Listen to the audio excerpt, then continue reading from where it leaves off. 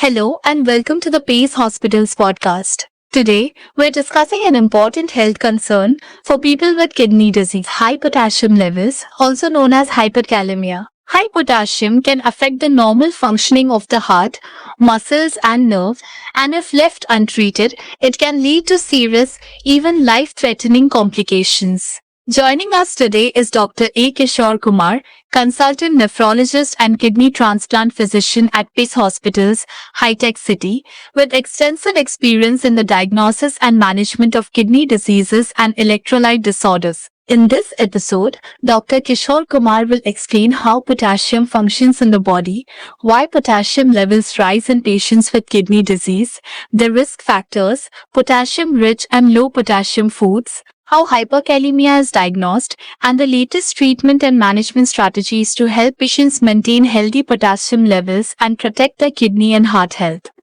Dr. Kishore Kumar, thank you for joining us today at Pace Hospitals, High-Tech City. Let's start by understanding structure of the human body. Our body is made up of millions and millions of cells. So if we take one cell, the contents which are present inside the cell is called as intracellular content, which is present outside the cell is called as extracellular content.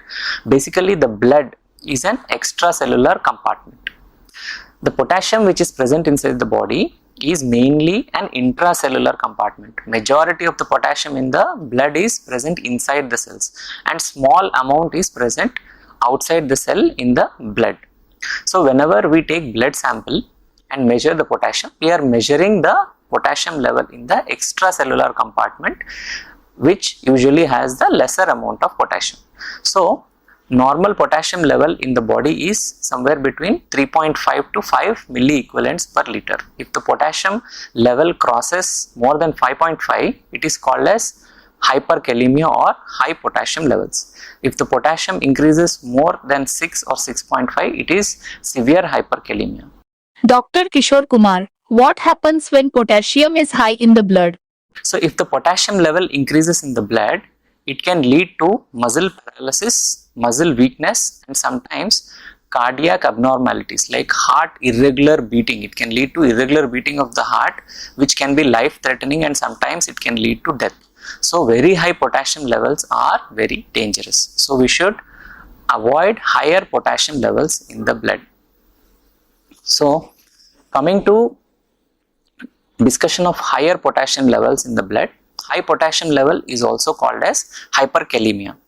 In patients with kidney disease, higher potassium levels and lower potassium levels both can happen, but usually higher potassium levels are more problematic as the kidney damage worsens and as the patient progresses to end stage kidney disease requiring dialysis. So, doctor, can you explain physiology of potassium in body? So coming to the first topic, that is about the normal physiology of potassium in the body in a healthy patient. In a healthy patient or in a healthy person, whatever potassium we take is excreted from our body. It is the same amount. Like if we take 5 milliequivalents of potassium per day, the same amount goes out of the body. Diet. So diet has the potassium which goes inside our body, and potassium is sent out of our body via sweat, stools and urine. Out of these three, stools and urine are very important routes via which the potassium is sent out of the body. If we take stool and urine, in healthy patients, urine is the major route via which potassium is sent out of the body. Kidneys will try to send more potassium if it is present in the blood to be secreted in the urine, and via urine high potassium levels which are present in the blood are sent out. If the kidneys are not functioning well, the potassium level in the stool also increases. Normally, whatever diet we take, the potassium which is present in the diet is absorbed in the intestines into the blood. The remaining amount of the potassium is sent out in the stools. This potassium content in the stool increases if the fiber content of the diet increases. So if we take less fiber and if the patient has constipation, potassium content which is present in the stools decreases and more potassium is retained in the blood. So what I mean to tell is, if the constipation risk is there, or if the patient is suffering from constipation, especially in patients who is having lower kidney function, there is increased risk of higher potassium. So whenever we take normal diet has all the components, like it will have minerals, ions, carbohydrates, proteins. So whenever we take normal diet, the components of this diet will get absorbed into the blood. So carbohydrates and proteins will cause the insulin to be secreted from the pancreas. This insulin, what it will do is, it will push the potassium from the blood to inside the cells. So whatever potassium we take in the diet will be pushed inside the cells, majority of that. So patients who are having uncontrolled diabetes with lesser insulin levels in their blood, they are at more risk of high potassium levels in the diet. Dr. Kishore Kumar, what are the risk factors for high blood potassium level in kidney disease patients? The first one is the lesser kidney function. If the kidney function decreases, as I have already mentioned, less and less of potassium is excreted in the urine. So potassium level increases in the blood.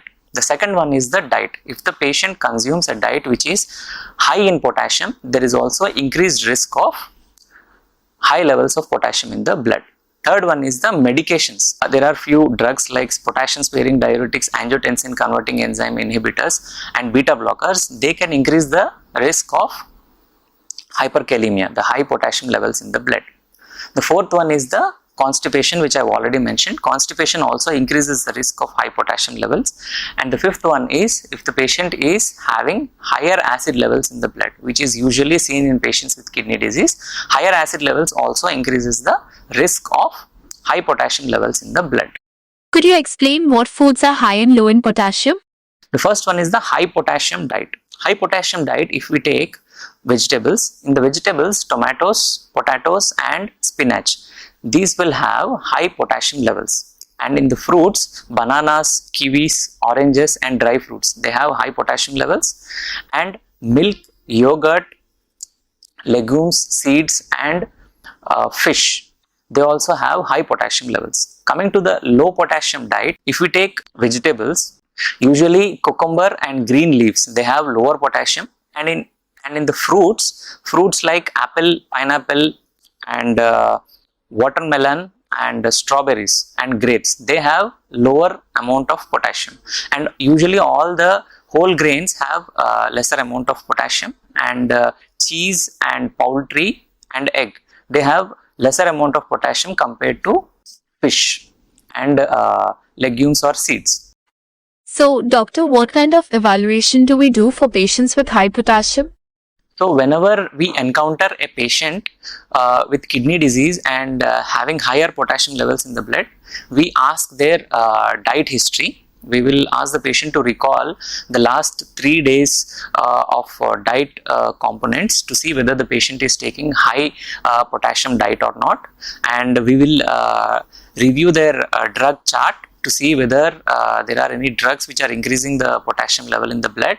And we will ask for history of constipation, and we will see if their blood sugars are controlled or not, and we will measure their acid levels in the blood. So this is the evaluation which we do for a patient with high potassium levels in the blood suffering from kidney disease. Dr. Kishore Kumar, one final question: how to manage high potassium level? The first and the foremost is to adjust the diet. As I've already mentioned, the main source of potassium for our body is via diet.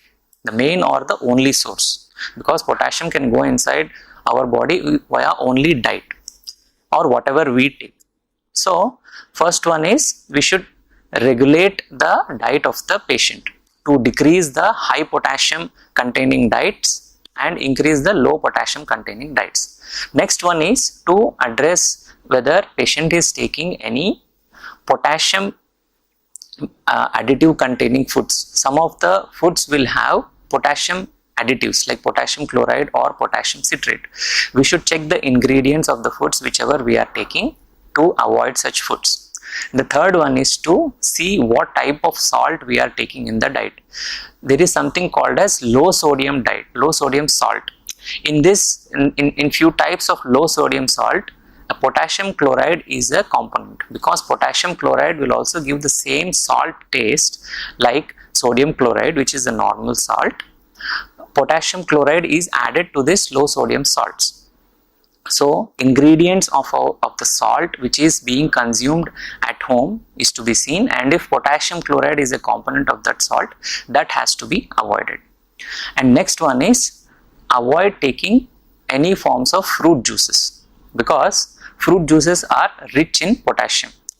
Even if we take juices of fruits which are low in potassium, it can increase the risk of high potassium levels. Like taking whole of an apple is different from taking a juice of an apple, because juice of an apple is rich in potassium, or it is having higher potassium compared to whole of an apple.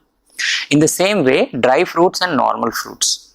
If we take grapes, they are low in potassium, but the raisins, which are dry fruits, they will have higher potassium.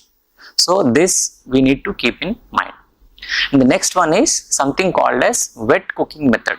In the wet cooking method, first we will take water and increase the temperature of water to somewhere between 40 to 50 degrees Celsius. Then after that, we will cut all the green leafy vegetables or all the vegetables which are used for cooking.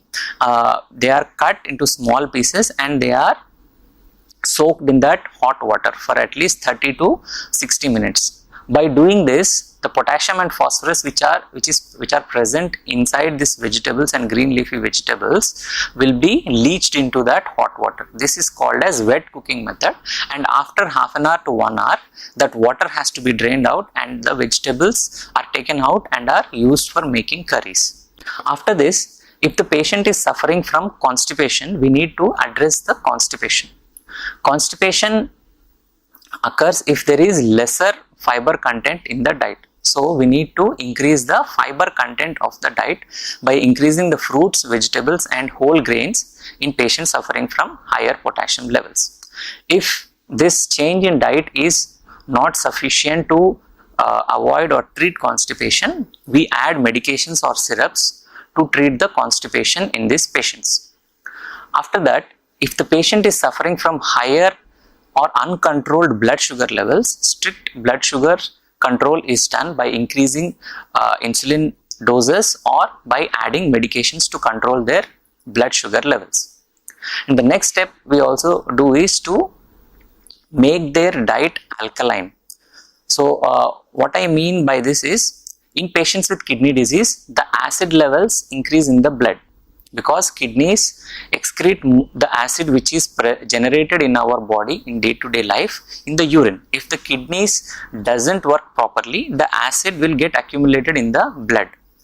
So what are the acidic diets? Acidic diets are mainly animal protein diets, like whatever non-vegetarian diet we take, it leads to more amount of acid production because they are having more amount of sulfur, and this will lead to increased acid generation in the body. So first we need to convert that acidic diet to alkaline diet. Alkaline diet is the diet which is mainly plant based, where fruits and vegetables are more. So this will lead to lesser acid production in the body. And if this change in diet is not sufficient, we usually add few medications like bicarbonate tablets in these patients to bring the bicarbonate level in their blood to a specific value, a specific target value. So this will also prevent or treat the high potassium levels in these patients. Thank you, Dr. Kishore Kumar, for sharing such valuable information on high potassium levels, hyperkalemia, and kidney disease with our listeners. We hope this episode has helped you better understand the importance of maintaining healthy potassium levels, especially if you are living with kidney disease. High potassium often develops without obvious symptoms, but if left untreated, it can affect the heart and become a medical emergency. If you have chronic kidney disease or experience symptoms such as muscle weakness, fatigue, irregular heartbeat, or have been advised that your potassium levels are high, don't delay seeking medical care. Consulting a nephrologist early can help identify the underlying cause, prevent complications, and protect both your kidney and heart health. We'll be back soon with another informative episode of the Pace Hospitals podcast. Until then, stay informed, take care of your kidneys, and thank you for listening.